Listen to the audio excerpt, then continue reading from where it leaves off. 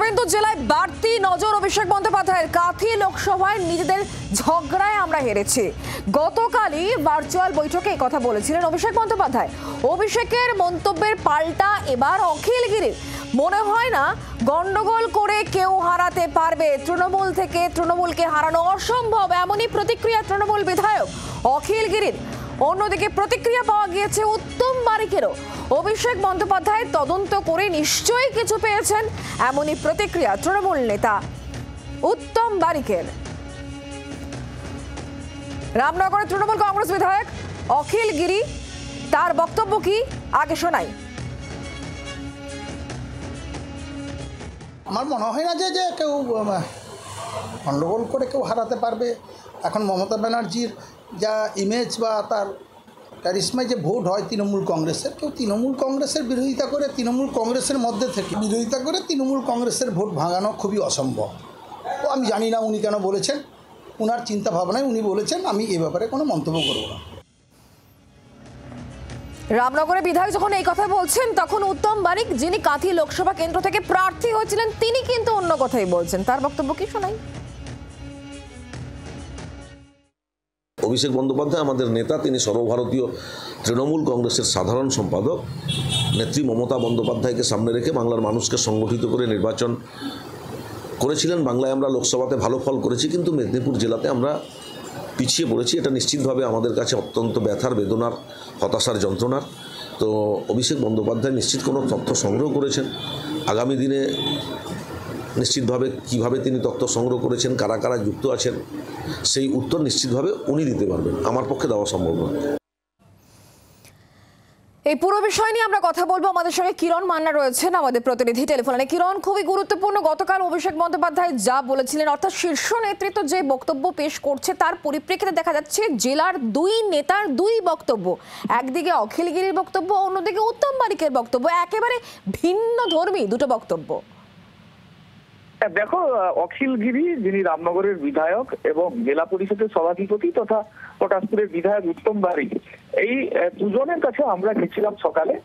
অভিষেক বন্দ্যোপাধ্যায় যে 2024-এ যে লোকসভা নির্বাচনে যে হার হয়েছে তৃণমূল কংগ্রেসের প্রার্থী উত্তম বারিক, সেই বিষয়ে যে কথা তিনি বলেছিলেন, সেই প্রসঙ্গে কথা বলতে গিয়ে উভয় পক্ষ থেকে আমরা যেটা জানতে পেরেছি, একটা কথাই উভয় পক্ষই জানাচ্ছেন যে অভিষেক বন্দ্যোপাধ্যায় তিনি সাধারণ সম্পাদক, কেন্দ্রের সাধারণ সম্পাদক, তিনি যেটা বলেছেন সেটা নিশ্চিতভাবে যেটা তিনি তদন্ত করে রিপোর্ট পেয়েছেন, কিছু হয়তো পেয়েছেন, যে কারণে তিনি বলেছেন।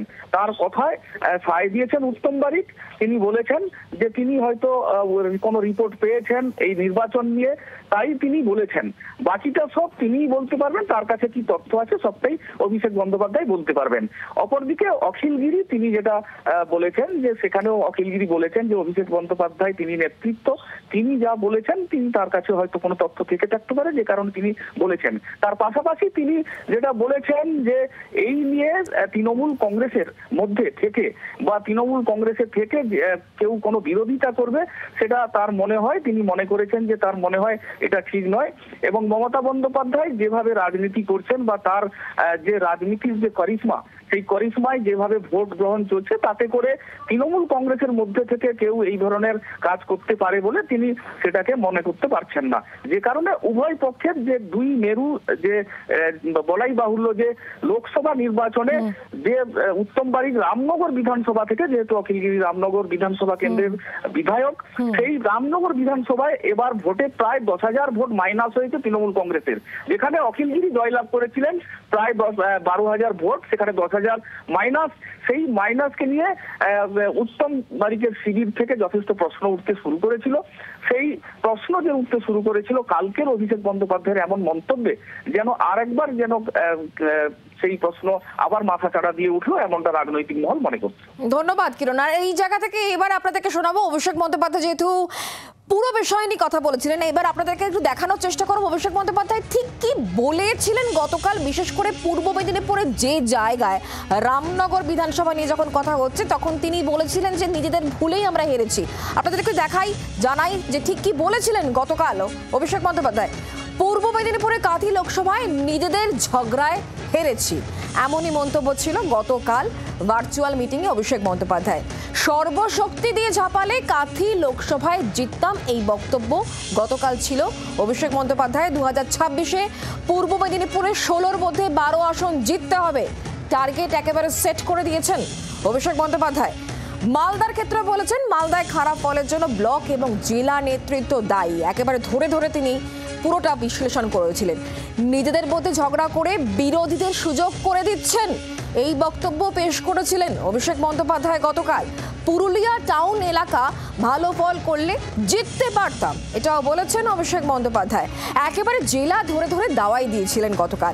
উত্তর দিনাজপুরে নিজেদের ভুলে গিফট করা হয়েছে বিজেপিকে, এই বক্তব্যই ছিল গতকাল অভিষেক বন্দ্যোপাধ্যায়ের। পুরো বিষয় নিয়ে, অর্থাৎ পূর্ব মেদিনীপুর নিয়ে যখন কথা হচ্ছে, তখন রামনগরের বিধায়ক এবং উত্তম বারিক, যিনি কাঁথি লোকসভা কেন্দ্র থেকে দাঁড়িয়েছিলেন, দুজনের ভিন্নধর্মী মন্তব্য নিয়ে আমরা একটু কথা বলবো।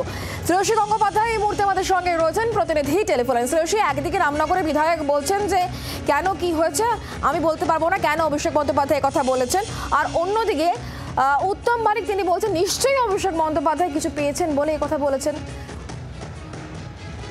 দেখো, গতকালের যে অভিষেক বন্দ্যোপাধ্যায়ের যে মন্তব্য, সেটা হচ্ছে মূলত পূর্ব মেদিনীপুর নিয়ে যখন তিনি বিশ্লেষণ করছিলেন, তখন কাঁথি নিয়ে যখন বলেছিলেন, তখন তার মন্তব্যে কিন্তু স্পষ্টত যে অন্তর্দ্বন্দ্ব বা গোষ্ঠীদ্বন্দ্বের বিষয়টা কিন্তু উঠে আসে, যেখানে তিনি বলেন যে একসঙ্গে হয়ে লড়লে কিন্তু এক্ষেত্রে কাঁথি সিটটা কিন্তু জিততে পারতাম। কিন্তু সেই জায়গা থেকে দাঁড়িয়ে এই একসঙ্গে, অর্থাৎ সেখানে একসঙ্গে লড়া হয়নি, সেই বিষয়টাই কিন্তু অভিষেক বন্দ্যোপাধ্যায় তার মন্তব্যে স্পষ্ট করেছেন। এখন সেই জায়গা থেকে দাঁড়িয়ে যখন দেখা যাচ্ছে যে অভিষেক বন্দ্যোপাধ্যায় মন্তব্যের পরিপ্রেক্ষিতে আজকে অখিলগিরি এবং উত্তম বারিক তাদের যে মন্তব্য আসছে, সেখানে স্পষ্টত অভিষেক বন্দ্যোপাধ্যায়ের যে অন্তর্দ্বন্দ্বের বিষয়টা, সেই বিষয়ের সঙ্গে পুরোপুরি যে সহমত হতে পারছেন না অখিলগিরি, সেটা স্পষ্ট।